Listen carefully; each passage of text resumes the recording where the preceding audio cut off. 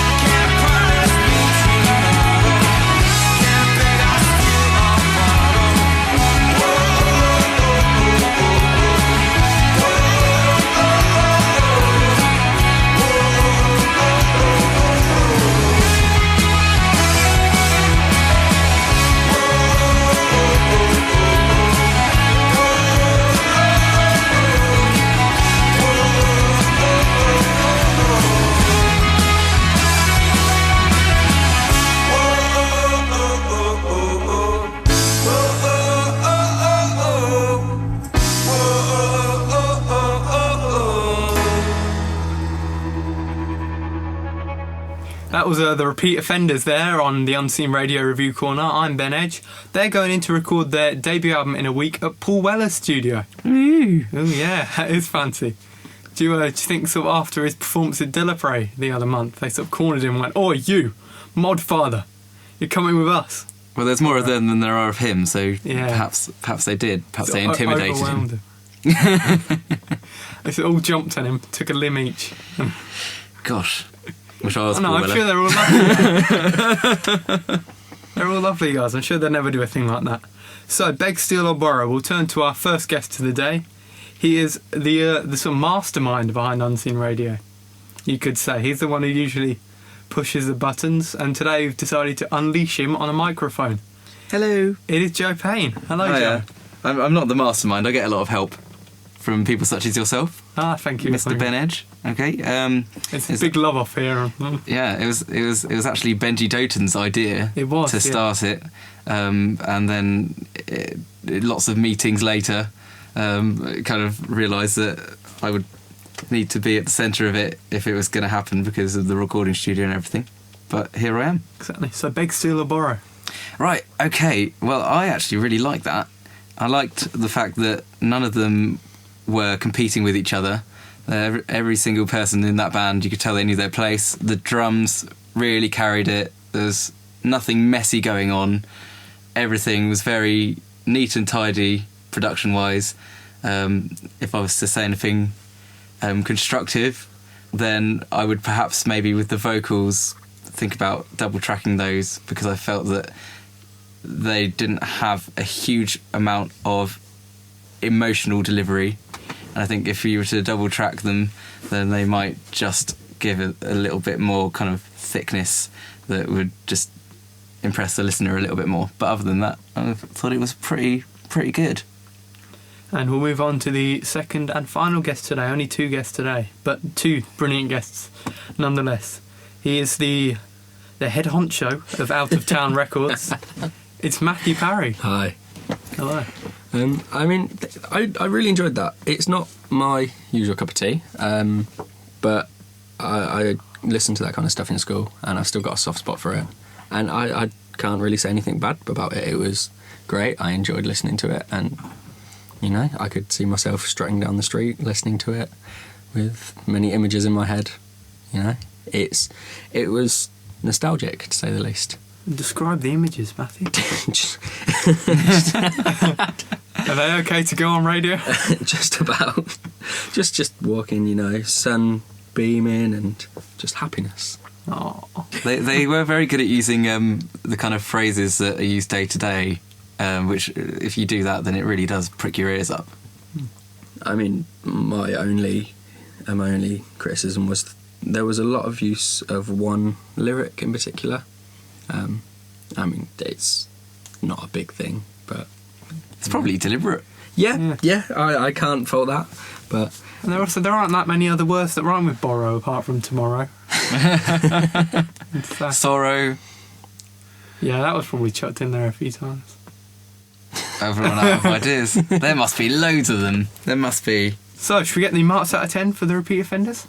Okay, I'm going to give that an 8. I really like it. And Matthew? I'm going to go 7.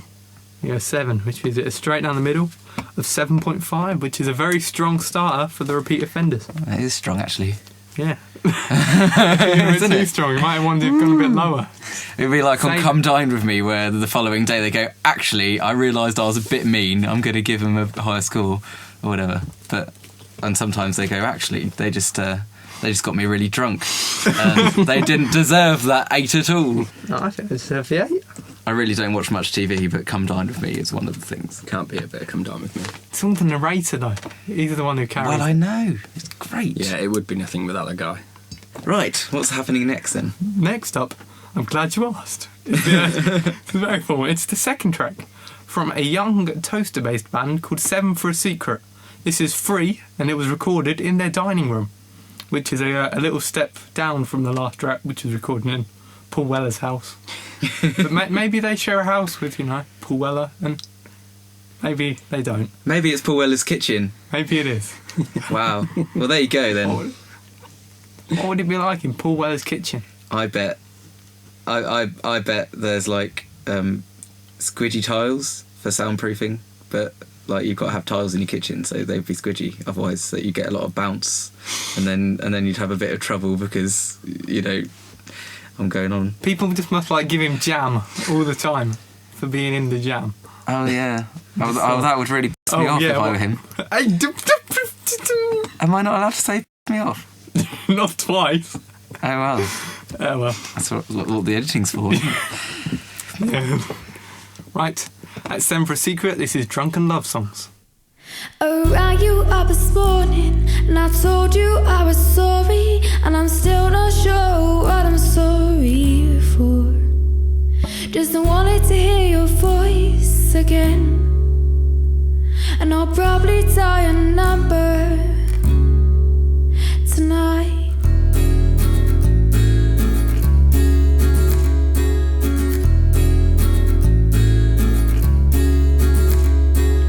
Got about 5 p.m. and I decided to start drinking again. I called up all my friends and they said, stop being a fool. Can't help myself, I've got nothing to lose. Lying wasted here, I'm nothing without you. Just need to find myself a little peace of mind, because without you, boy, I'm drinking all the time. All these drunk calls are leaving me with nothing but my phone. Lost my dignity a long time ago, and now I'm all alone.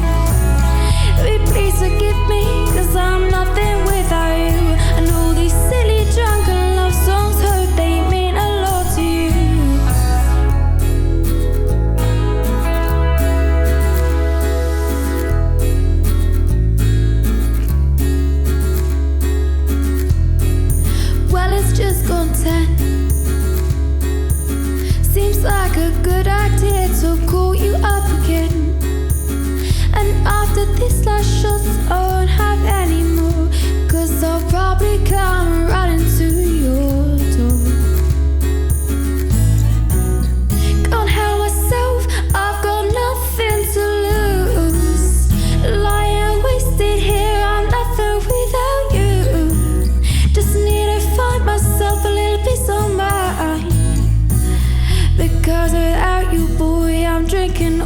time. All these drunk calls are leaving me with nothing but my phone. Lost my dignity a long time ago, and now I'm all alone. Will you please forgive me, 'cause I'm nothing without you. And all these silly drunken love songs, hope they mean a lot to you.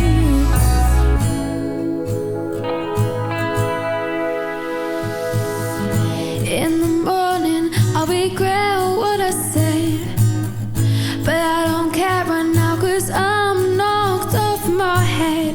Please forgive me, boy, for all the silly things I've ever said.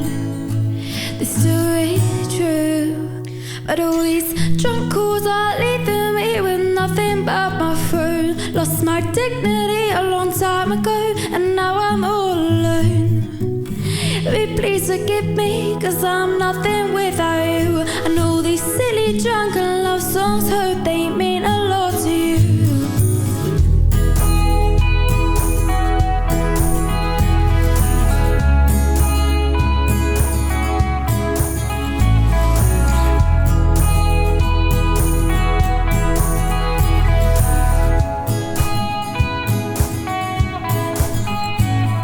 I rang you up this morning and I told you I was sorry, and I'm still not sure what I'm sorry for. Free to download, that was Drunken Love Songs from Seven for a Secret. We'll go to Matthew first. I wasn't expecting that. That was You weren't expecting us to go to you first? Or- no, the female singer. I wasn't expecting the female singer. She was really good. She had a fantastic voice, and that song was incredible. I could see myself listening to that all the time as a sort of secret obsession. Do you need a tissue or something? I do. I'm tearing up. But no, she played it great. She was just great. Yeah, well, we'll go to Joe while Matthew weeps in the corner. Wow. Oh my god. Matthew's going to have to look up this girl and marry her or something. I don't think my girlfriend would be happy at that. Oh no, okay, well, I hope your girlfriend's not listening to this. Yeah, how old are you, Matthew? 21. Yeah, I think You know, they're all got 16. a whole lifetime ahead of you. So, that might be seen as a bit dodgy. Don't say never. Anyway. I feel terrible now.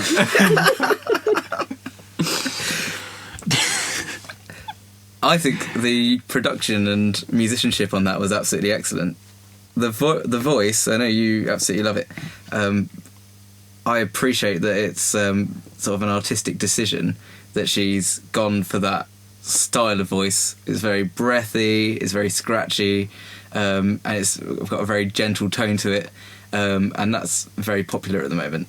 But as a singer myself, I always feel very concerned for anybody that chooses to sing in that way, because you're actually doing yourself quite a lot of damage, which you're not going to ever see when you were young, and you could do it day after day after day after day and not have any trouble.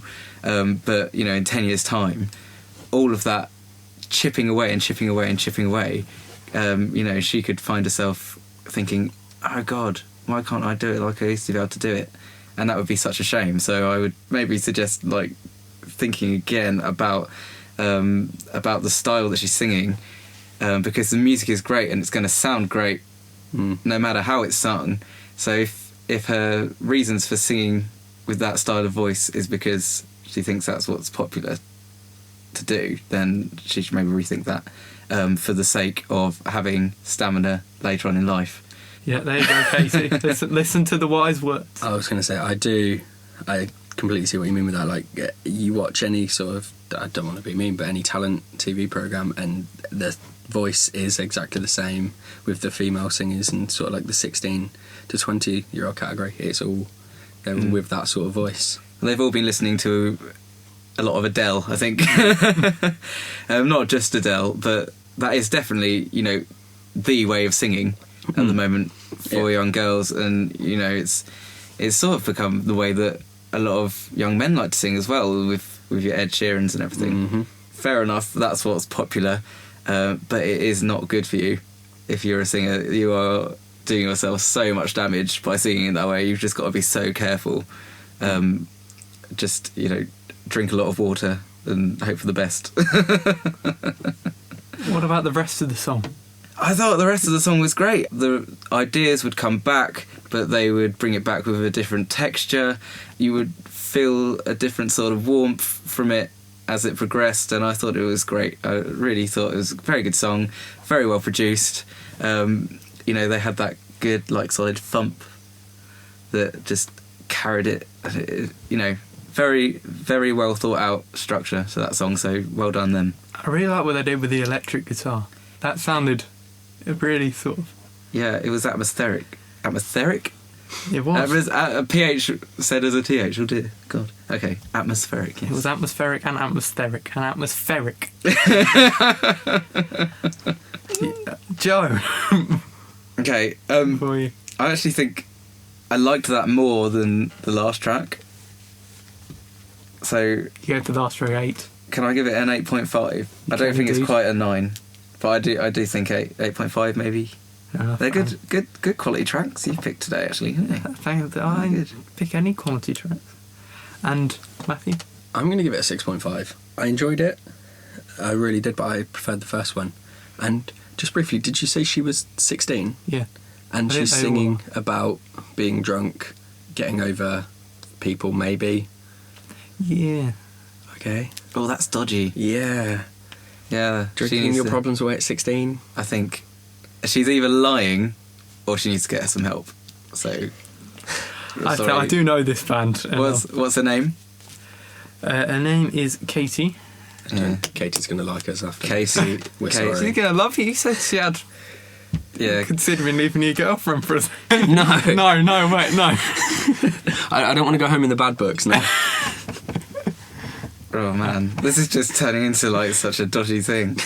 Yeah, the self-help group. Okay.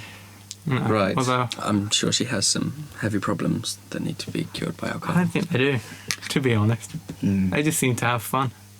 Well, she had a very clear tone, so I think if she was really drinking as much as she says she's drinking, then she would have a little bit more gravel behind it. So I'm not sure I believe her. I don't know. Outed on the radio. You're better than writing a song about your A levels, I suppose. Oh, which God. Is probably, yeah. I You wake do up, that. I do English slang. I tell you what. Whatever. When you're at school, your world revolves around everything you do at school, and if you're focused, then your whole life is probably going to be all about your A levels. So if you don't know what else to write about, then that might be the thing. But no, I mean, I remember being at school and writing my first music, and you do write your lyrics about fantasies because you don't actually have the experiences yet to take from. So I think probably when I was 16, 17, I was probably writing about getting drunk in the park. Mind you, some of that was true, so so never mind. What's about gnomes stealing plectrums? Was that? Stealing plectrums? Yeah. Gnome stealing plectrums. Gnomes that crawl into your house and steal your plectrums. Oh, like they have the underpants gnomes in South Park, don't they, where they steal people's underpants? Well, if you play the guitar, you'll know that there are sort of little gremlins that live around your house that do steal your picks. They go anywhere. Guitar. No, neither can I really. I'm pretty sure they go around jumping on my pianos and breaking the keys, though. Right. This is next. I think it's going to be quite a step up from a 7 for a Secret. It has got a 7 in the name, though, but it may be a little bit louder. Spoil the ambience a bit. This is 72% Morrissey. It's nothing to do with the Smiths or Neil Morrissey, for that matter. Unfortunately. We need more Neil Morrissey bands. All the Smiths. Yeah, all the Smiths. Yeah, but the Smiths already were a band. True. If you're listening to this, there's a gap in the market. Get on it now. This is their song. It's from a forthcoming album, and it's called Offslaught.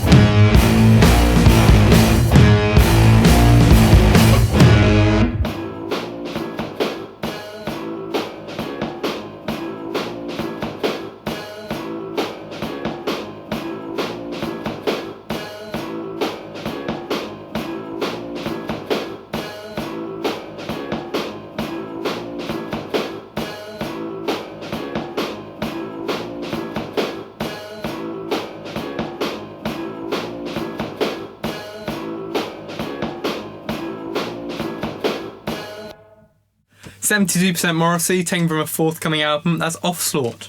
So, Matthew, what were your thoughts on that? So much Nirvana. I again, like every single track, I loved it. Just everything, like the riffs, the everything. It just reminded me of Nirvana. It reminded me of the 90s. It reminded me of everything that's great with music. And I just want to hear more. I want to hear that album. I want to see them live. I want to shake their hands and tell them how great they've done. Are you not sort of bored of that? People just recreating the Nirvana sound? No, see, for me, I never will see Nirvana. I can only listen. So if I can find a band that's going to kind of recreate that, for me, it's a winner. It really is. I don't really think that was copying Nirvana, but I mean, 72% Morrissey, they are a prog band. Like, they are the modern progressive rock bands that you don't see enough of that anymore. And I know that there's now going to be a sort of prog revival, whether or not it's going to be known as prog, because prog, the term, has a lot of baggage to it. But bands like 72% Morrissey are really, now is their time, now is their opportunity. They all have to now be like, right, okay, I've really got to take this seriously, because if I put my mind to it, there's an opportunity in the commercial light to actually be successful, which hasn't come around since the 80s for bands like this, really. So good luck to them. I know that one of the members of 72% Morrissey is a very successful musician in his own right. Is it Joel? Yes. Joel, excellent. He's been touring around the world with some theatre company. Yeah, and he has his own EP out, which is lovely. Oh, lovely. Oh. And then there's Joe Brown, who is Tamsin Payne's husband. No relation to you. No relation to me, I'm afraid. It's Joe Brown, who is related to Tamsin Payne, yet Joe Payne, who is not related to Tamsin.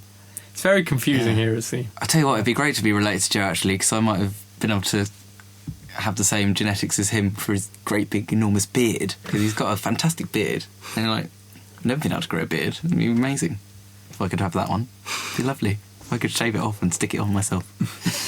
And then there's Josh. Don't forget Josh. Yeah, and then there's Josh. So it's the 3 J's, isn't it? Yes. Famously. Yes. So yeah, all really lovely guys.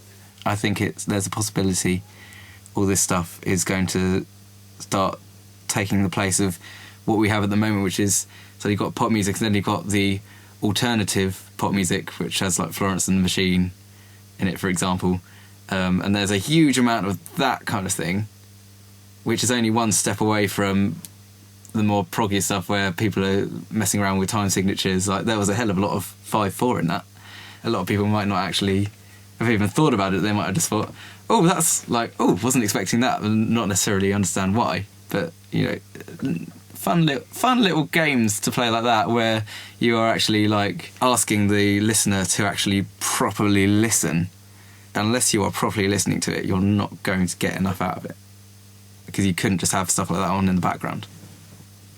See, now, like you said, with that sort of like revival sort of thing, a lot of it is happening at the moment. I mean, especially stateside, there's a lot of bands, particularly with a record label called Run for Cover Records. There's bands sort of like Citizen, Title Fight, and there was a UK band who recently broke up, much to my dismay, called Basement, who it's only with their final album that they kind of honed in on that 90s, that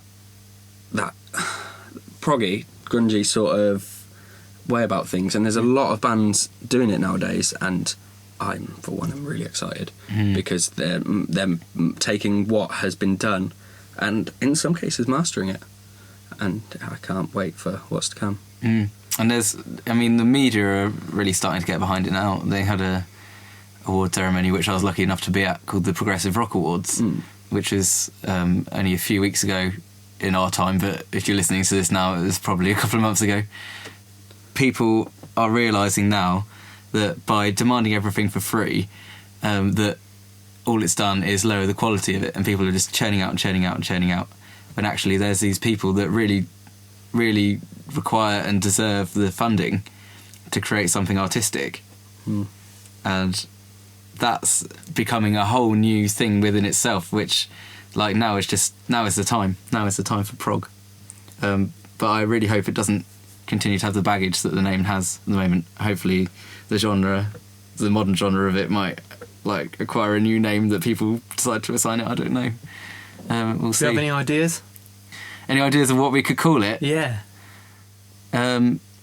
Mental music, maybe. I don't know. It's an exclusive. You had it first. If it gets called mental music, then, you know, I've patented it. NME will probably come up with some rubbish name. NME will probably come up with some. Oh, NME. Or was it B-Town? Whoever came up with that? B-Town? Yeah, all the Birmingham stuff. It's known as B-Town. No. No. Sounds like, Yeah, horrible. No.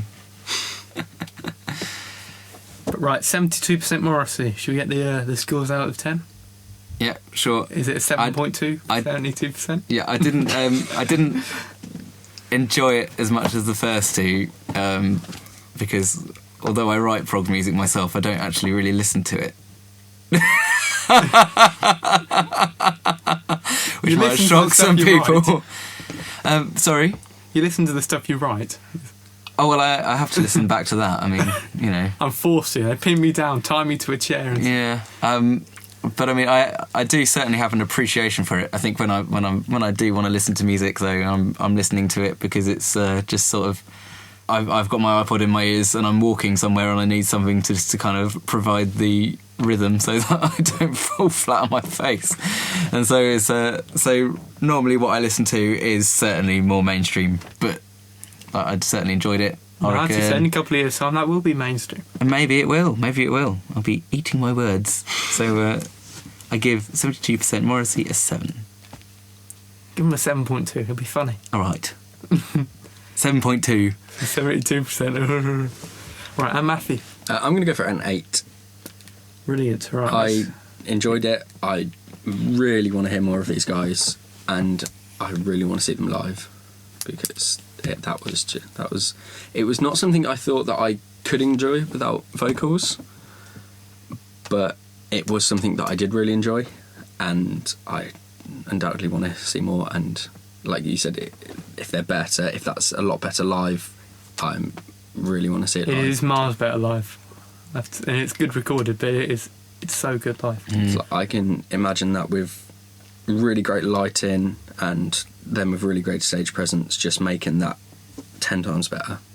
Yeah, I think one of the biggest problems that progressive music suffers is that part of being progressive is that you want to mess around a lot with dynamics, and the way that people listen to music now on records has just changed so much that, you know, we're listening to it in the background or listening to it on little headphones where we've still got other background noise coming through, and people are not locking themselves in a quiet room and going, oh, right, I'm going to listen to this record like how it used to be. Not that it's ever been like that in my lifetime, of course, but it just means that if you're trying to be dynamic, as they have been, that is why it makes such a great live show, because you are boxed into that room and you are focused on the stage. Whereas if your focus is going to be distracted by anything when you're listening to the record, those dynamics are never going to come across properly, and it's such a shame, but that's just the way it is. So yeah, but yeah, live, I bet it's amazing. I was just going to say, I must say, like, I'm going to sound like an idiot now, but I find anyway that I do it every now and again is sit in a dark room with my record player on, just listening, and that sounds ridiculous, but nothing is better. You don't hear the music. You don't live an album until you sit there with absolutely nothing around you, no sight, just you and the music. And I sound like an idiot, but it's true. It really is true. Like, for instance, I listen to, and I'm upset by the fact that I'm about to say this, but I listened to Dark Side of the Moon for the first time maybe 4 months ago, but that was in my room on my own, and it blew me away. I've never listened to anything that can even compare to that, And it was only so good because there was no distractions. I was in the dark room by myself, being moody and listening to Pink Floyd. But yeah, In the moment. Did you have the lights off? I did. It pains me to say I did have the lights off. Amazing. In the dark, listening to Dark Side of the Moon. We were talking about Dark Side of the Moon on the last show, weren't we? I started singing one of the songs to my... Did you? I think I did, yes. Wow. This bit will probably get cut out. Well, that bit, hopefully, of me singing. Yeah. I kind of want to hear that now. It'll end up in the sort of the bonus bits. Yeah, the bloopers. Along with all my swearing, probably. Right. Yes. Exactly. Well, it's been a very interesting thing because actually we have a 3-way tie. Really? Every track Wow. has got 7.5. Or even 72% Morrissey, you got Well, no, they 7.2 technically from got one of us. 7.6 because I bullied you into giving them an extra 0.2. So they technically won. But if I hadn't have bullied you, it would have been a 3-way split. Gosh. So there we go. That is... So there we go. Peer pressure has allowed 72% Morrissey to win.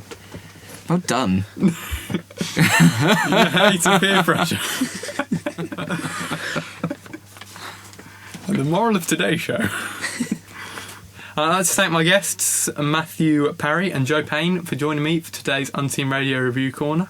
It has been a blast, I'd like to say. I hope you agree. Thoroughly. I've had a good time. Thank you. It's been an experience. Yeah, A good one. Don't get me wrong. No, it's been a great experience. And you've opened up about listening to records in the Exactly. dark. I've told everybody who listens that I'm one of them lame kids who sits in the dark and listens to records. It's okay. I used to listen to my Christina Aguilera records in the dark all the time. I don't even know what to say. I think that may become my ringtone. Just every time you receive a text message, I sit in the dark and listen to Christina Aguilera. You are beautiful. I know. Leave the lights on.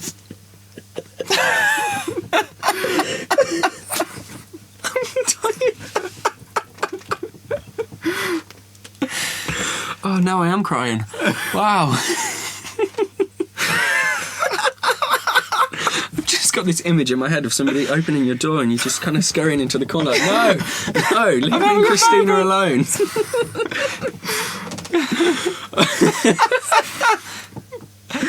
Oh, she's empowering me. Oh. Bloody hell. Wow. No, what else do I listen to? See, this is it. It's so backwards. I'm in a prog band. That doesn't listen to prog music. But, well, the rest of the band do, you know. But it's sort of like, for me, it's like, I love classical music and I love pop music. And then it's bringing the two together that makes what I do proggy. But I don't actually really listen to prog. It's all happened by accident, so there we go. So hopefully I don't offend any of my fans by admitting that. Sure, that won't be a problem. Oh well. You know, you're fans of a name, don't they? I have a fan club called the Enid. They're all very, very supportive people. They're lovely. They're really, I couldn't live without them. They're wonderful. So thank you to the Enid for helping the Enid to thrive. We owe it all to you. Thanks. Yeah. Brilliant, and thanks for listening to the Review Corner on Unseen Radio. Do come join us next week when we'll be doing the same thing, because we do it every week and we love doing it, and you seem to love us doing it too. I've been Bedge, you've been listening to Unseen Radio, over and out.